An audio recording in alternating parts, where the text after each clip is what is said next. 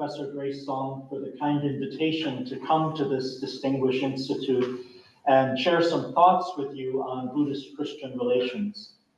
In many regions around the world, Buddhists and Christians enjoy better relations and more cordial conversations than at most times in our earlier history. In many contexts, Buddhists and Christians respect each other's practices, share common concerns, collaborate on common projects, and at times engage in meditation practice together. Now, in some other places, there are particular challenges that remain unresolved at the present time.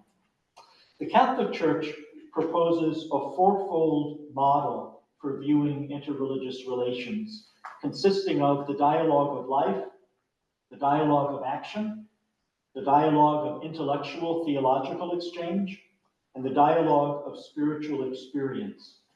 I will say a little bit about each of these aspects, which overlap and intertwine with particular attention to the context of the United States, which I know best.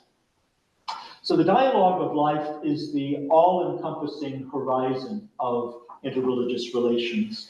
This dialogue invites Buddhists and Christians to be good neighbors to each other. While our views of human existence and the universe often differ in profound ways, both traditions value friendship. I have served as an advisor to Monastic Interreligious Dialogue, a community of Catholic monks and nuns who reach out to contemplative communities in other religious traditions. We've had a series of encounters at Gethsemane Abbey, which was Thomas Merton's monastery near Louisville, Kentucky. Bhante Gunaratana opened the second Gethsemane encounter by speaking of the Buddhist value of friendship. In many places around the world, Buddhists and Christians encounter each other as neighbors and often have cordial relationships. And so this is the context from which the dialogue of life can emerge. Now, one of the big challenges for the dialogue of life is we inherit a difficult history, including racial and religious biases, and periods when European Christian empires colonized Buddhist majority areas. Unfortunately, the Christian missionaries who accompanied the European colonial powers in many areas left a legacy of suspicion and distrust that continues to the present day, especially in some areas of Asia. At this earlier period, Christians often characterized Buddhist views and practices in a very negative way, and so there were multiple misunderstandings. Even when some European and North American thinkers began to value Buddhist traditions in a more positive manner, there were still often prejudices and biases that prevented true understanding. And so I think it's understandable, Buddhists in some parts of Asia today view this whole approach to interreligious dialogue with some suspicion.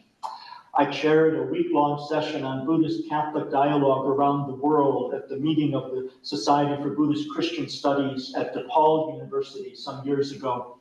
Thai Buddhists got up and said, to be honest, he told us, a lot of the Thai Buddhists think this is all a Vatican plot. They want to take over the Buddhist world first and then be ready for a knockdown, drag-out fight with the Muslims. So it's this heritage of the earlier colonial empires that can still be in the background. Today, in the United States, we've had a resurgence of anti-Asian racism. And so often in the United States, the bias has been not so much against Buddhists as Buddhists, but against anybody from an Asian background. And in one sense, this goes way back from the 1840s, when Chinese workers came to the west coast of the United States. They were both needed for work, but also suspect. In recent years, some politicians blamed anyone who kind of looked Chinese for COVID-19, and it was called the Chinese virus. So in one sense, this is totally irrational, but some white Americans cast aspersions on all persons of Asian and Pacific Island descent, including many members of the American Buddhist community, as if somehow they were responsible for the pandemic.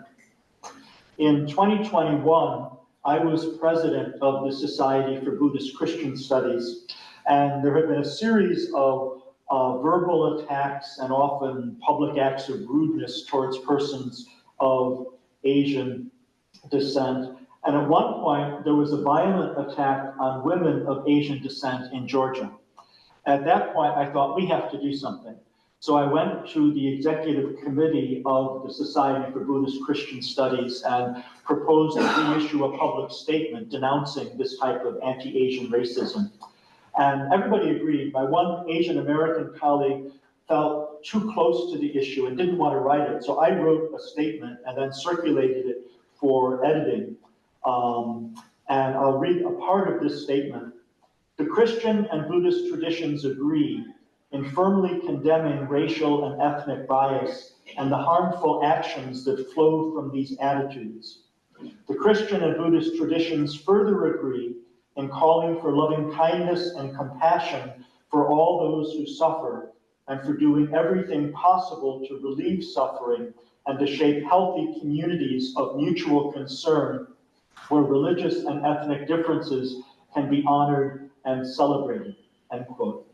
So I sent copies of this statement to all the Buddhist communities that we are in communication with in the United States, as well as practitioners of some other Asian traditions, including Hindu and Sikh colleagues and friends of mine. And I received numerous statements of appreciation.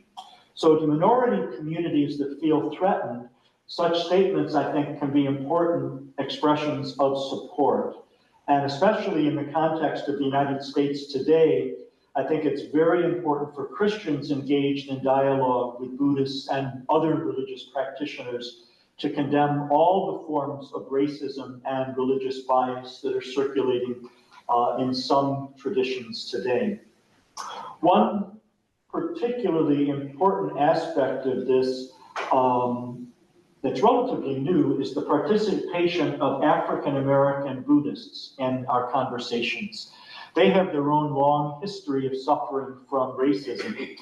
Jan Willis is an African American scholar practitioner of Tibetan Buddhism, and she's reflected publicly on racism in the US.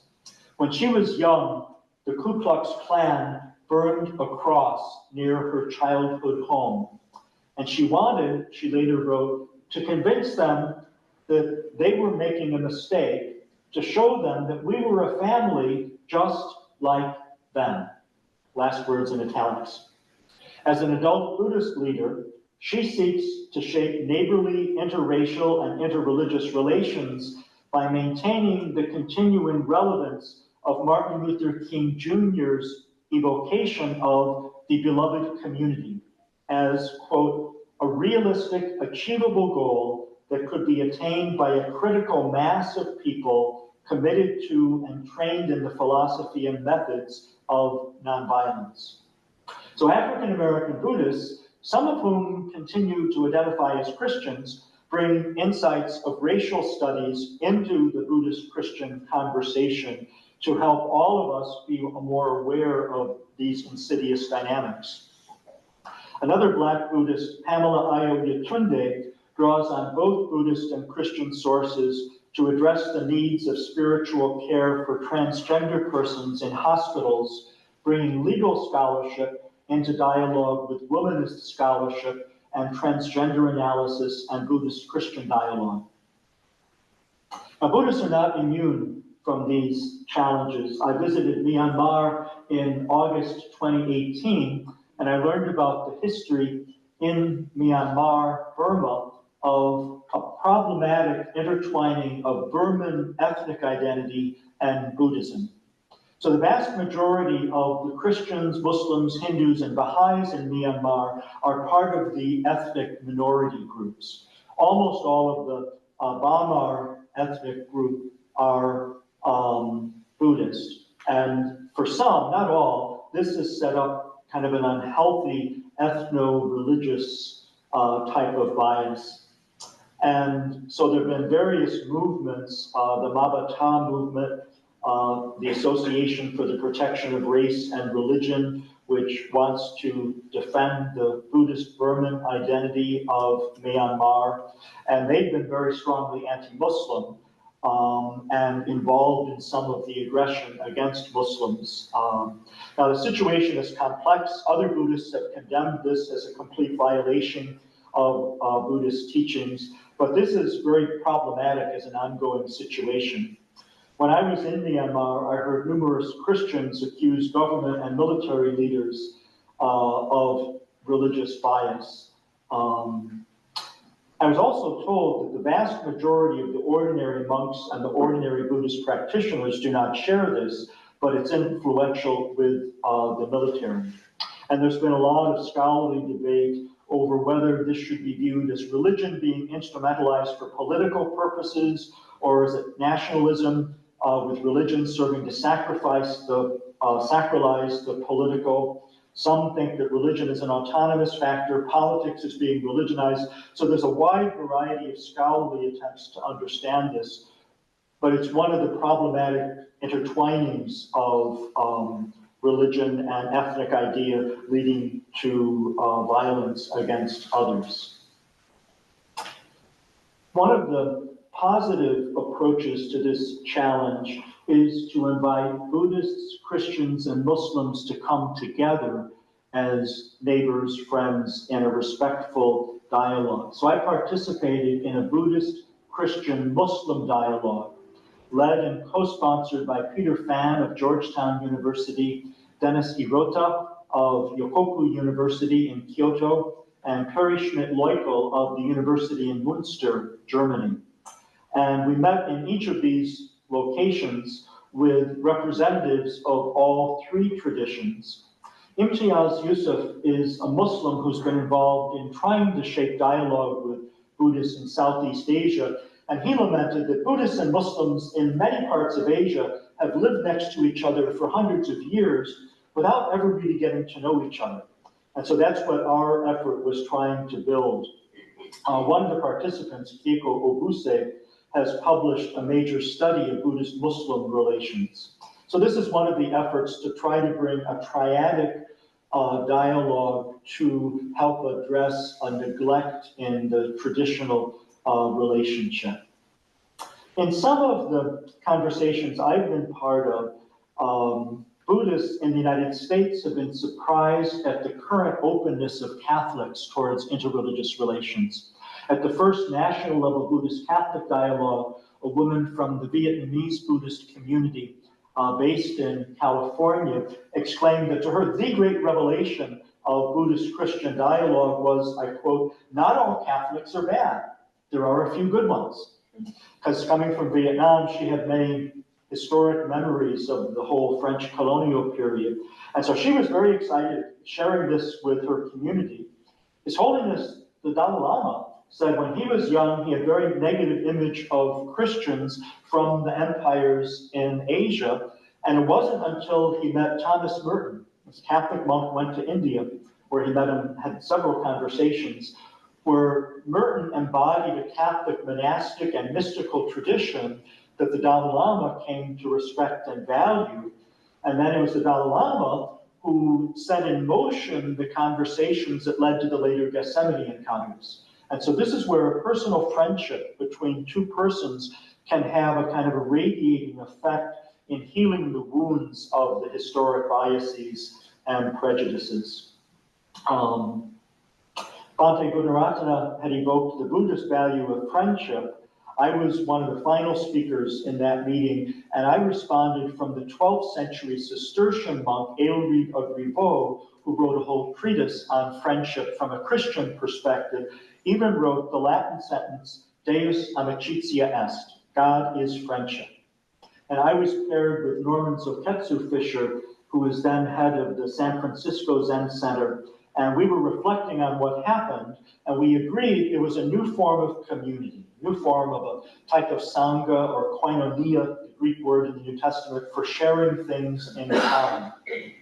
When I chaired the week-long session on Buddhist-Catholic dialogue around the world, from one place after another, people affirmed the key to Buddhist-Catholic dialogue is lunch.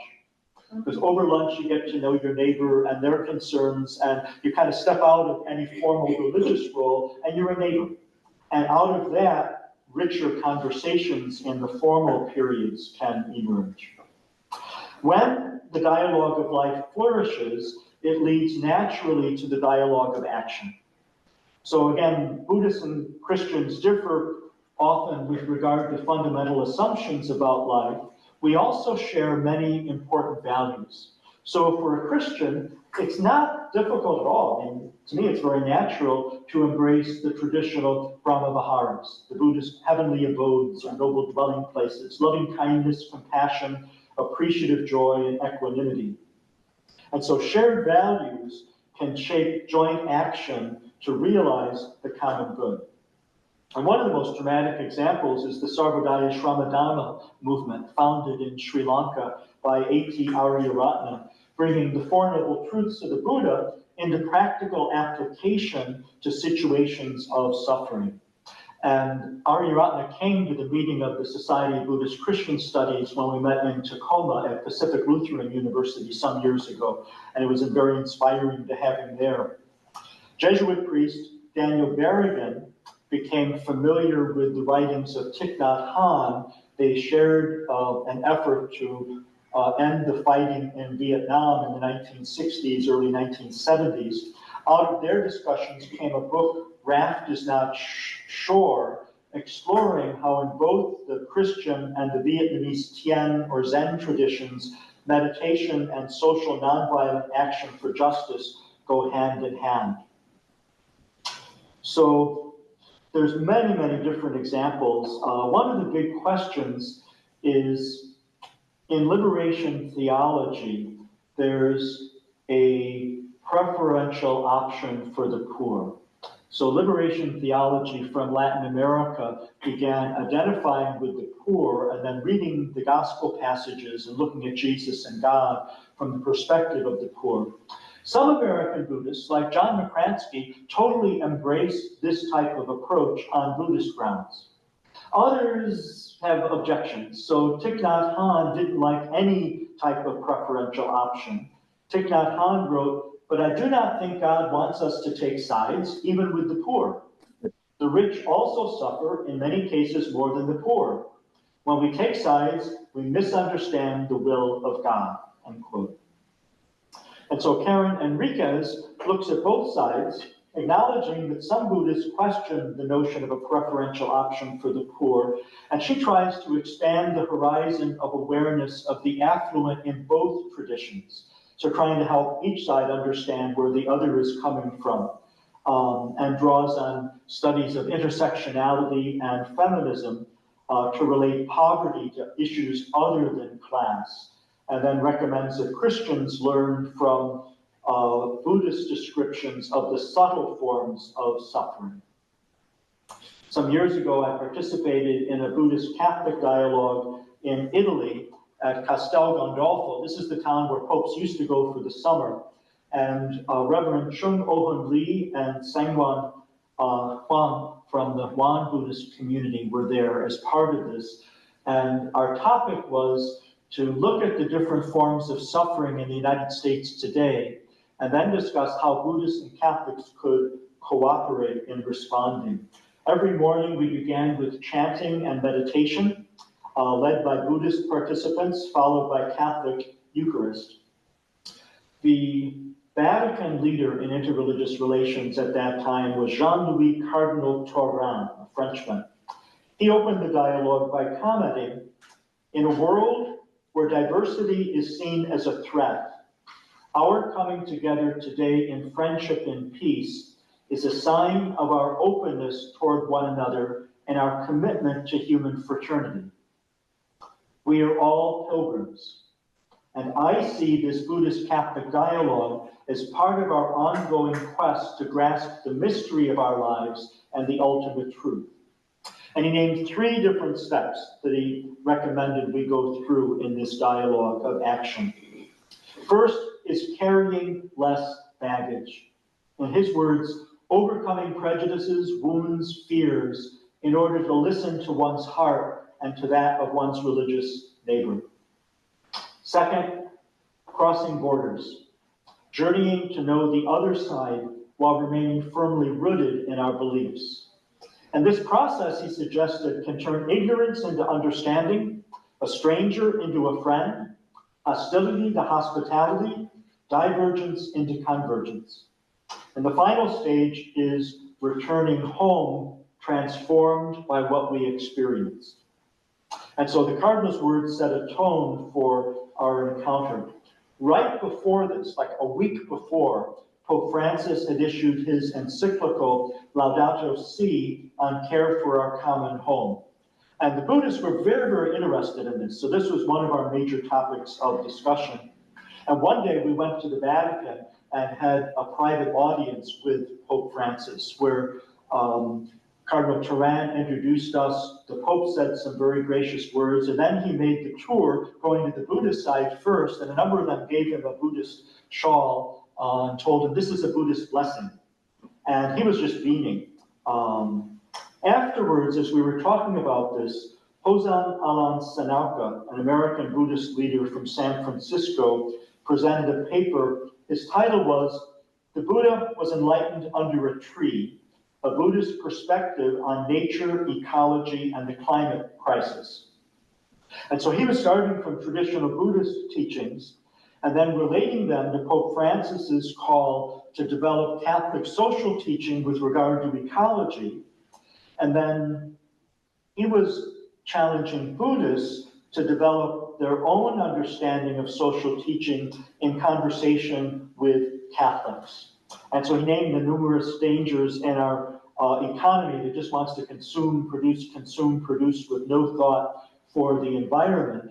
And he commented, "In recent decades, we've seen the development of socially engaged Buddhism, but it seems to me we are still lacking a rigorous Buddhist equivalent to the social gospel. We need a social dharma to care for our common home. This social dharma must reach across our different cultures and Buddhist traditions."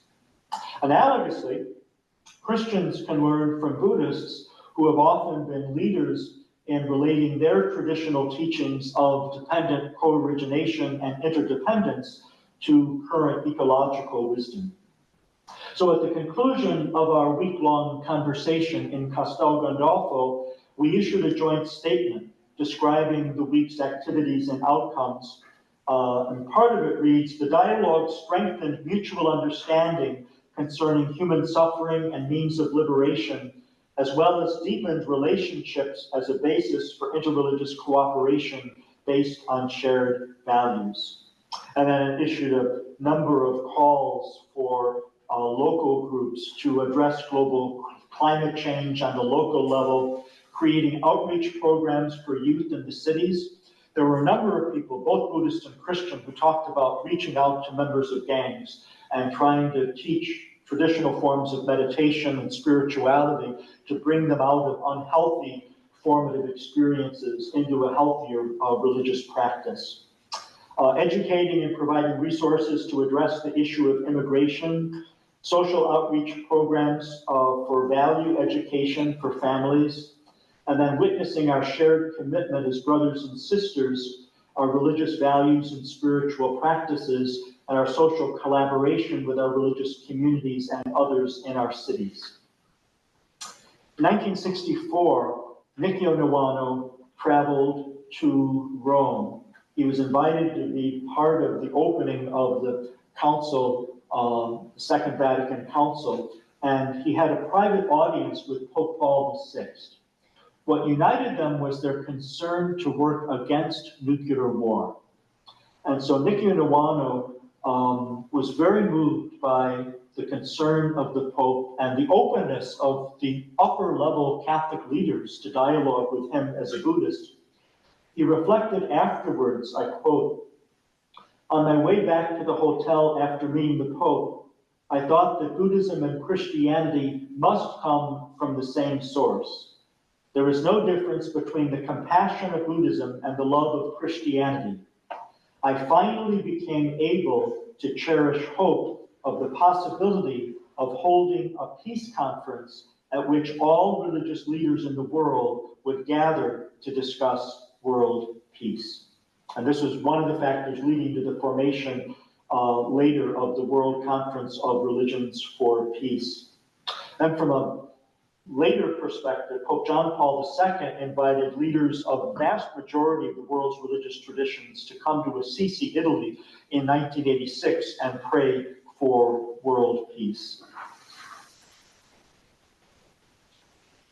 Another forum is the Parliament of the World's Religions that seeks to convene people from different groups. At the meeting of the Parliament in Toronto in 2018, I helped organize a series of Buddhist-Christian discussions, which included doctoral students from our program in Religious Pluralism at Georgetown University and a student of Ruben Habito from Southern Methodist University. They discussed how Buddhists and Christians can collaborate on ecological initiatives. And there's an ongoing conversation related to the Parliament of the World's Religions on Buddhists and Catholics in relation to ecology. I was in a webinar with David Loy talking about Catholic and Buddhist resources for ecological concern. The dialogue of intellectual and theological exchange is taking place in many settings around the world. And one form is reading each other's texts and responding. So His Holiness the Dalai Lama has reflected on the teachings of Jesus in his book, The Good Heart. Thich Nhat Hanh has interpreted Jesus and Christian practices in a couple books relating them to Mahayana Buddhism. My own mentor in this area was the late Buddhist scholar Masao Abe.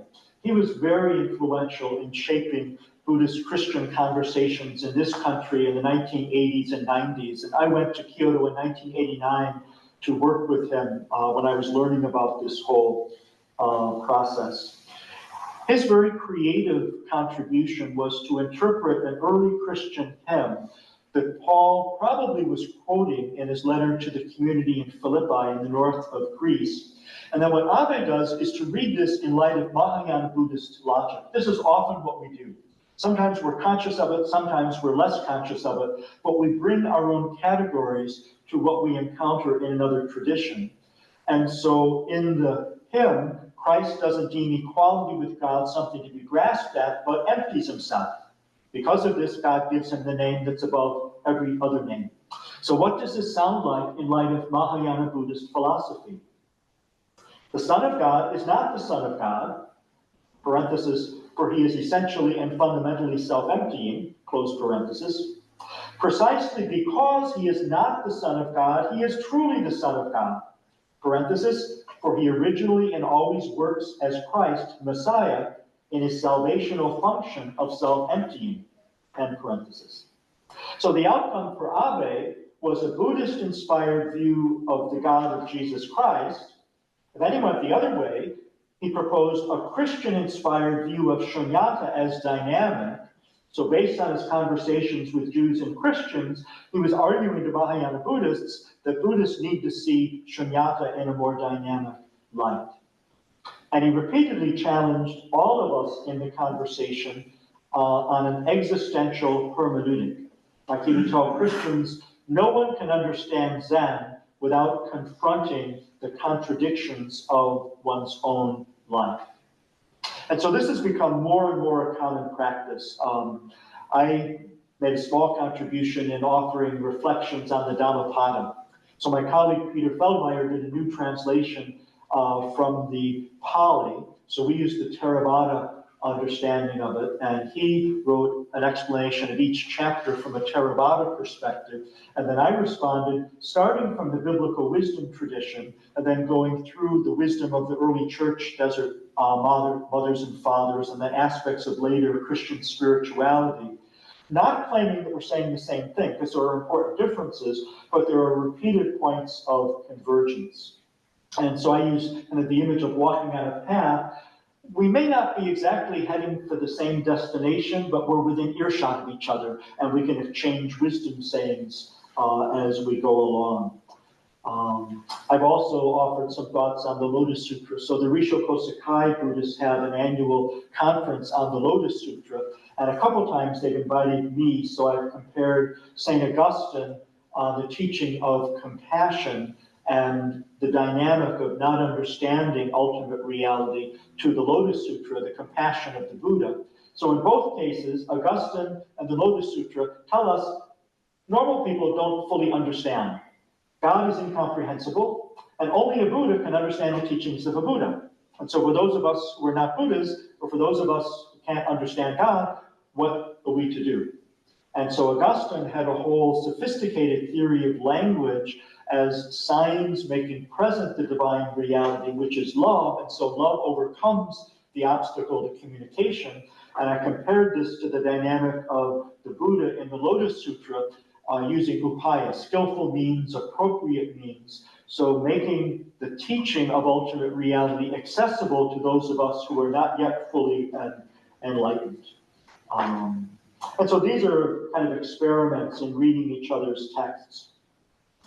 Roger Corliss is one of the most interesting. He was a Catholic who was a third order Benedictine, so not a full monk or nun, but a layperson leading a Benedictine-styled life, who took refuge in the Buddha in a Tibetan tradition. And he insisted on incommensurable differences, but nonetheless engaged in his own form of dual practice. Jan Willis, who I mentioned before, was raised as a Baptist. When she was young, she saw a lot of hypocrisy, greed, racism in the Christian world, and so she rejected the Christian tradition, became an adult practitioner of Tibetan Buddhism. Then she went to her father's Baptist church, where he was deacon.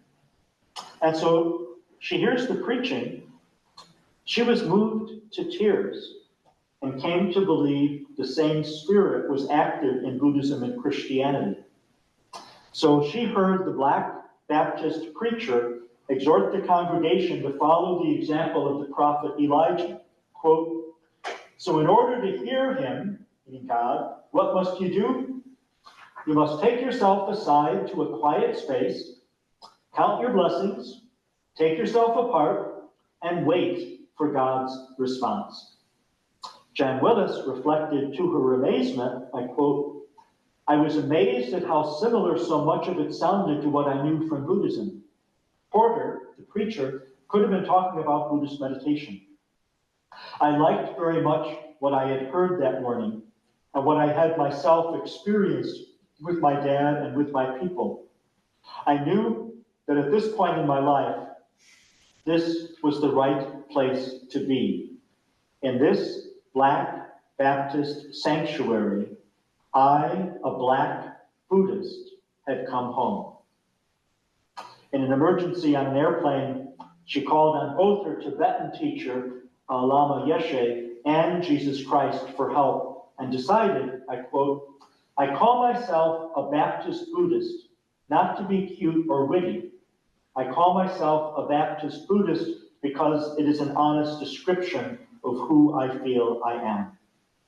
So there are many different discussions of this whole question of dual practice, dual belonging, dual identity. Some people do it, other people are more critical of it. One of the most animated participants in the first Gethsemane encounter was Hevampola Ratanasara from Sri Lanka, based in Los Angeles. And he used to say over and over again, "Don't mix the doctrines, serve the world." But even he, at one point, told us we're all honorary members of each other's religions. And so there's multiple different perspectives on this question of dual belonging and practice. Many of the most intense dialogues have involved sharing spiritual experience. And here the monastics of both traditions have been among the leaders. So in the Catholic world, I mentioned Monastic Interreligious Dialogue. This is the organization in North America. In Europe, it's Dialogue Interreligieux Monastique. So if you put together DIM and MID, it's DIMID. And so this is the worldwide family of Catholics who are reaching out to Buddhists and other religious traditions where there's either monastic traditions or something analogous, like they've been in dialogue with Sufis in the Islamic tradition. And again, the inspiration for this is often this meeting of Thomas Merton with the young Dalai Lama back in India in 1968. the rule of Benedict tells Benedictines to receive all guests as Christ. And so they apply that to the Buddhist guests. And so they welcomed us into the chapter house, which is the very heart of their community. At the first Gethsemane encounter, we were supposed to talk about the structures of monastic life, both Buddhist and Catholic, but we had the Dalai Lama, we had Mahagosananda, patriarch of Cambodian Buddhism. Without saying anything, they represented the tremendous sufferings of the Tibetan and Cambodian people. We had a Trappist priest, Armand Veilleux. He had just like 2 months before retrieved the remains of the French Benedictine monks who were killed in Algeria. And so we repeatedly kept coming from structures of monastic life to how do Buddhists and Catholics respond to a world of violence. The textual academic scholars sometimes warn that comparisons of Buddhist and Catholic monasticism are misleading because all the terms mean something different in each tradition. And there's a truth in that warning. The monastics I've been with, after a couple days, they feel like they belong together.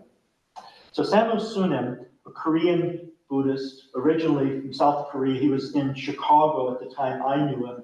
He commented on this first Gethsemane encounter. After the first few days, when you get beneath the surface soil to the deep soil, the differences do not matter as much. The Catholic monastics were constantly talking about the rule of Benedict.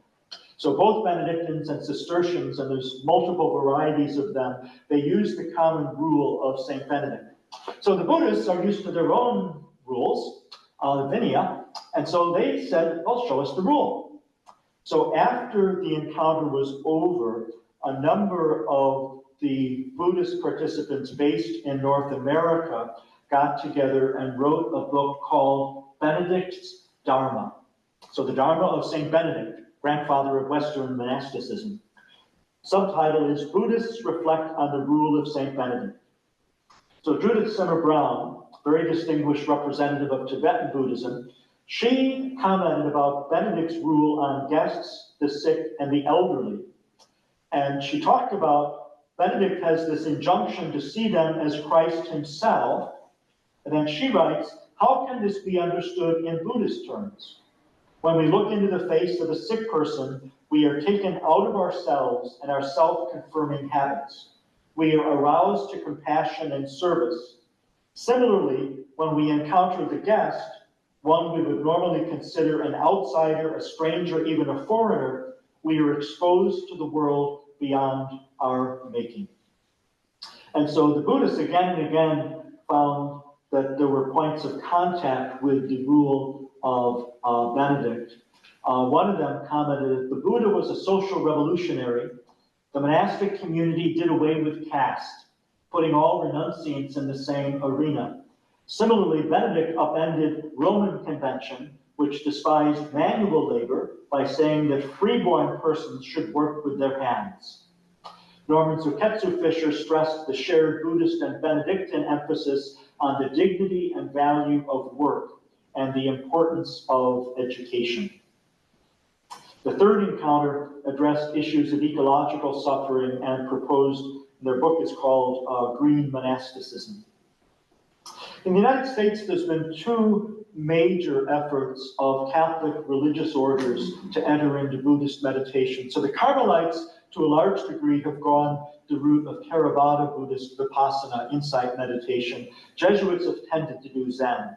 And so I'll close with just a couple comments on this. So in the Carmelite tradition, Saints Teresa of Avila and John of the Cross have their own powerful path of negation. For John of the Cross, you have to let go of everything. There's a dark night of the senses where you're purged of the tyranny of desire and craving. Then there's the dark night of the soul. You have to let go even of your images of God, because your image is not God. So you're letting go, letting go, letting go. And in the journey, the person often becomes more passive, resting in God's presence and surrendering everything to God's grace. So Carmelites bring this into dialogue with the Buddhists, and often they'll kind of juxtapose sayings. Jesus says, Blessed are the pure in heart, for they shall see God. And then they cite the Buddha in the Dhammapada number 236, when you are cleansed of all impurity and the stain of all sinful passion is gone, you can enter the blessed abode of the saints. And they see the Buddha as teaching meditation as the practice that cleanses the heart. It purifies the heart of disordered desires, hateful thoughts, harmful memories, fear, and other negative emotions, and in their place engenders sharp mental awareness, clear understanding, strength of will, and attentiveness to each passing moment. And then again, they go back to John of the Cross, describing this painful but healing process of purification of desires, thoughts, emotions, and memories. And so the Carmelites try to bring these two age-old traditions of Buddhist meditation and Christian spirituality together. William Johnston was an Irish Jesuit priest who went to Japan and did Zen practice, and he also brought John of the Cross in on this. To describe the night, John of the Cross speaks of nothing. Nada, nada, nada. Nada is the Spanish word for nothing. And of emptiness. His todo y nada, all and nothing, is so similar to the mu, Japanese word for nothing, and ku, word for emptiness, of Asia, that he, John of the Cross, has been called a Buddhist in Christian disguise.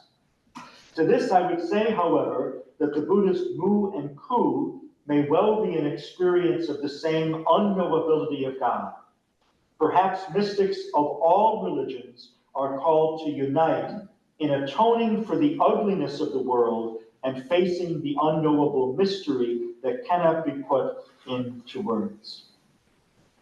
And so looking to the future, just close by naming one central concern that I suspect will continue to animate these forms of dialogue. So I will cooperate and learn from each other.